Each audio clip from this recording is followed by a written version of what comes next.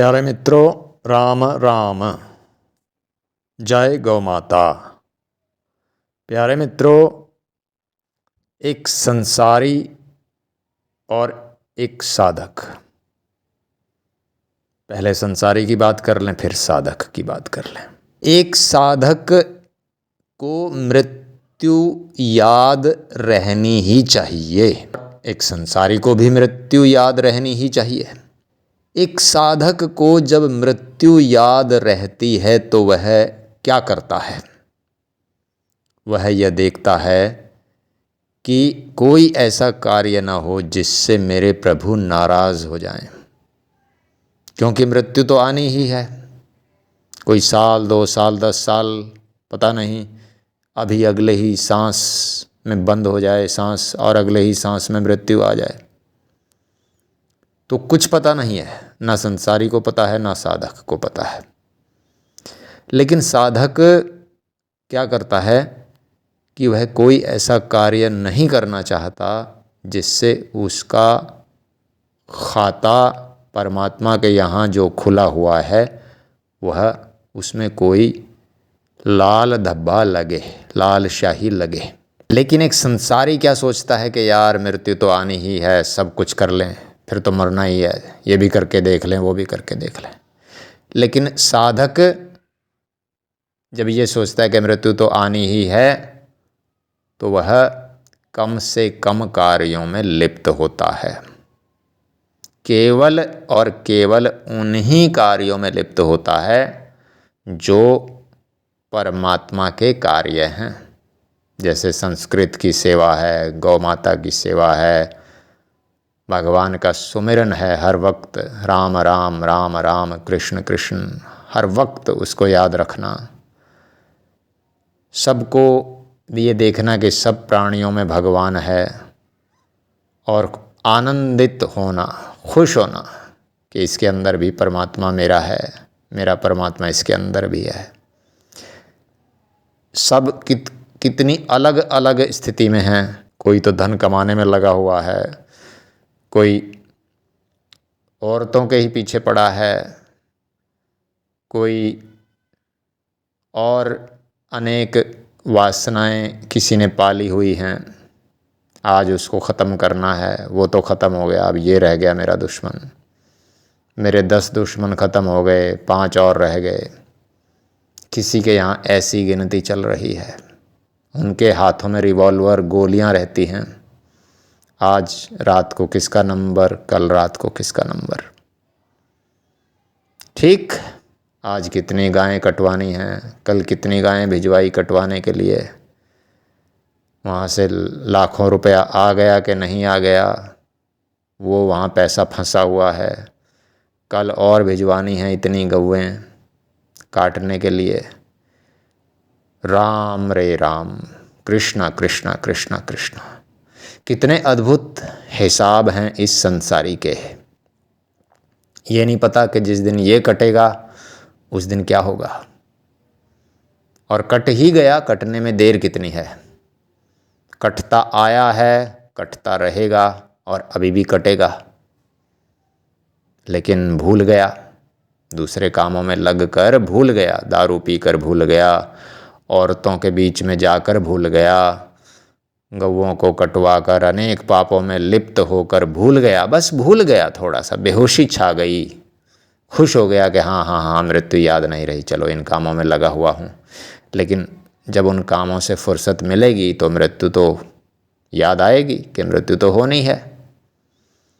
मृत्यु के बाद किसको जाएगा मेरा पैसा, किसको कौन, फिर समझ आएगा। पुत्र के बारे में भी सोचेगा, विवाह के बारे में सोचेगा, उसकी सोच उसी दूसरी लाइन पर चलती है। लेकिन एक साधक की सोच, अब इस वीडियो को ख़त्म करते हुए बता देता हूँ आपको।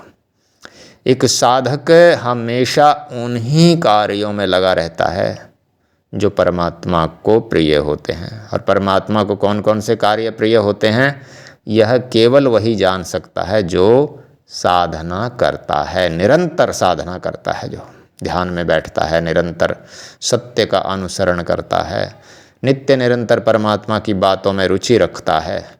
उसको अंदर से प्रेरणा होती रहती है, परमात्मा ही उसके कार्य करता है, तो वह उन्हीं कार्यों में लगा रहता है और वह खाली नहीं बैठता। खाली बैठने का मतलब नहीं होता एक एक पल, बल्कि वह तो अपनी नींद भी 2-3 घंटे में ही पूरी कर लेता है कभी कभी। तो ऐसा नहीं है कि वो बहुत सोता है, बहुत खाने पीने में, ऐसा कुछ नहीं। खाली बैठने का कोई मतलब नहीं है, बल्कि औरों से कम सोता है और बातें करता नहीं, अनर्गल बातें करता नहीं। मैंने अभी कुछ दिन पहले वीडियो डाली थी, कल परसों, कि एक साधक की क्या पहचान होती है। मैं बिल्कुल भी किसी भी गंदे चुटकुलों में, गंदी चर्चा में, परमात्मा के सिवाय अगर कोई चर्चा है तो वह उसमें बिल्कुल भाग नहीं लेता है। ठीक, अंत में अपनी बात समाप्त करता हूँ यही कहकर कि एक साधक मृत्यु को याद रखता है और हर पल ये ख्याल रखता है कि कोई कार्य ऐसा ना हो जाए कि मेरा प्रभु नाराज हो जाए। और एक संसारी मृत्यु को याद रखता है, हर पल यही ख्याल करता है कि मृत्यु तो होनी ही है, मृत्यु से पहले क्या क्या कर लूँ, क्या क्या ना कर लूँ, उसको बस इसी की जल्दी पड़ी है। जय राम जी की जय, गौ माता। आज से पहले भी मैंने एक वीडियो में बताया था कि आज राम का नाम लेते रहना, राम के कार्यों में व्यस्त रहना, सत्य के पीछे चलते रहना इतना मुश्किल काम हो गया है कि बहुत ही मुश्किल काम हो गया है। राम नाम को सुनने वालों की तो बात छोड़ो, सुनाने वाले ही नहीं रहे। इतनी संख्या कम हो गई है राम के भक्तों की। सुनने वाले तो आते ही नहीं, सुनाने वाला भी कोई बचा नहीं है, कोई बहुत ही विरले बचे हुए हैं और उनका लोग लाभ नहीं उठाना चाहते, उनकी संगति का लाभ नहीं उठाना चाहते। वो तो एक दूसरी बात है, सुनाने वाला ही नहीं बचा। सुनने वालों की तो छोड़ो, सुनने वाला तो बचा ही नहीं है बिल्कुल भी। हर परिस्थिति में कहीं भी आप बैठो, जाओ, सफ़र करो, हर जगह आपको गंदगी थूकते हुए, चबाते हुए, गंदगी बोलते हुए, एक दूसरे पर नज़र खा लेने की, हड़प लेने की, लूट लेने की, कहीं भी आपको ऐसी परिस्थिति नज़र नहीं आती कि आप सत्य के साथ चल सको, आप सात्विक रह सको, आप पवित्र रह सको। हर जगह, हर स्थान पर आपके ऊपर गंदगी डाली जा रही है। कोई आपके ऊपर थूक रहा है, मुंह से थूक रहा है, कोई आपके अंदर, आपके ऊपर शब्दों से थूक रहा है गंदगी। जब भी आप कोई सत्य की बात करेंगे, राम के नाम की बात करेंगे, तो आपका बहुत बुरी तरह से मजाक उड़ाया जाएगा और वहाँ आप एक अजीब प्राणी की तरह नज़र आएंगे, क्योंकि उन लोगों को तो वे बातें भाती नहीं हैं बिल्कुल भी। उनको तो अपनी रोज़ी रोटी से फुर्सत नहीं है। उनको तो बड़ा अजीब लगता है कि राम का नाम भी लिया जा सकता है आज के ज़माने में। ठीक है, उनको तो रोज़ी रोटी कमाना, उस पैसे से फिर दारू पीना, भोग करना, इन्हीं से फुर्सत नहीं है उनको। तो वो तो सोच ही नहीं सकते कि इनके अलावा भी कोई काम हो सकता है। वो उस लेवल पर आ ही नहीं पाए कभी, परमात्मा की ऐसी कृपा नहीं हुई, ऐसा कह सकते हैं। तो जो लोग भी हैं इस मार्ग पर, सात्विक मार्ग पर, सच्चाई के मार्ग पर, जो ज़रा सा भी चलना चाहते हैं, वे उन लोगों का साथ न छोड़ें, मेरे जैसे छोटे मोटे भक्तों का साथ न छोड़ें। जहाँ भी आपको परमात्मा की बात सुनने को मिले, परमात्मा को याद करने वाला व्यक्ति मिले, उसको सपोर्ट करो, उसको सहायता दो, तन से, मन से उसका हौसला बढ़ाओ और साथ में खुद भी करो, ताकि उसकी ताकत बढ़े और राम नाम की ताकत बढ़े। राम को हमारी ज़रूरत नहीं है, बस राम के नाटक में, ये जो ज़िंदगी का नाटक चल रहा है, इसमें हमने अपना रोल बढ़िया से करना है। राम को ये लगना चाहिए कि हम उसकी बात कर रहे हैं, हम उसका काम कर रहे हैं। सही तरीके से, सत्य तरीके से, बस वो हमारी हाजिरी लगा लेगा। बाकी उसको ज़रूरत नहीं है हमारी। अगर हम चाहें तो इसी गंदगी में खूब नाच कूद सकते हैं, और आगे फिर कौन सी योनियों में पड़ेंगे और क्या होगा वो फिर प्रकृति अपने हिसाब से करेगी। यहाँ एक बात पर विवाद हो सकता है। कुछ लोग पूछ सकते हैं कि क्या एक जो साधक होता है, जो परमात्मा को जो मानने वाला होता है, क्या वह बस यही काम करता है?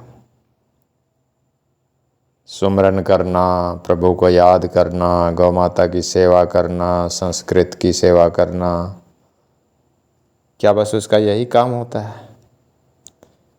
तो यहाँ पर मैं ये कहूँगा कि जिसको आजीविका की ज़रूरत है, जिसके ऊपर जिम्मेदारियाँ हैं, वह अपनी जिम्मेदारियाँ पूरी करेगा, नहीं तो सड़कों पर खाक छानता फिरेगा। निश्चित रूप से उसे काम करना पड़ेगा। तो जो भी अपनी आजीविका का कार्य आप कर रहे हैं, उसे प्रभु का कार्य समझकर ही करें। उसमें 100% ईमानदारी और समर्पण और प्रभु का सुमरन लाने की कोशिश करें। उसमें अपना स्वार्थ ना देखें, उसमें हाय हाय ना करें। बस केवल प्रभु का कार्य समझकर पूरे समर्पण के साथ, पूरी मेहनत के साथ और पूरी ईमानदारी के साथ करते रहें। यही भक्ति है। इसमें प्यारे मित्रों, जो मैंने बातें बताई हैं, जैसे गौ सेवा है, गौ माता की सेवा, जैसे संस्कृत का ज्ञान हासिल करना, प्राप्त करना और संस्कृत का पठन पाठन, संस्कृत के ज्ञान का प्रसार करना, यह भी एक बहुत बड़ी सेवा है। इसके अलावा प्रभु का सुमरन हर वक्त करना, यह एक बहुत बड़ी सेवा है प्रभु की। और एक बहुत बड़ी सेवा है प्रभु की, वो है गीता का पठन पाठन, गीता पढ़ना, गीता सुनाना। गीता पढ़ना हो गया, गीता सुनाना हो गया, गीता का संदेश दूसरों को समझाना, ये बहुत बड़ी सेवा है। और गीता सुनना, यह भी एक बहुत बड़ी सेवा। अगर आप पढ़ नहीं सकते, अगर आप दूसरों को पढ़कर सुना नहीं सकते, समझा नहीं सकते, तो आप सुन तो सकते हो। सुनना भी एक बहुत बड़ी सेवा है। सुनने वाले का भी बेड़ा पार हो जाता है, प्रभु ने गीता में कहा है।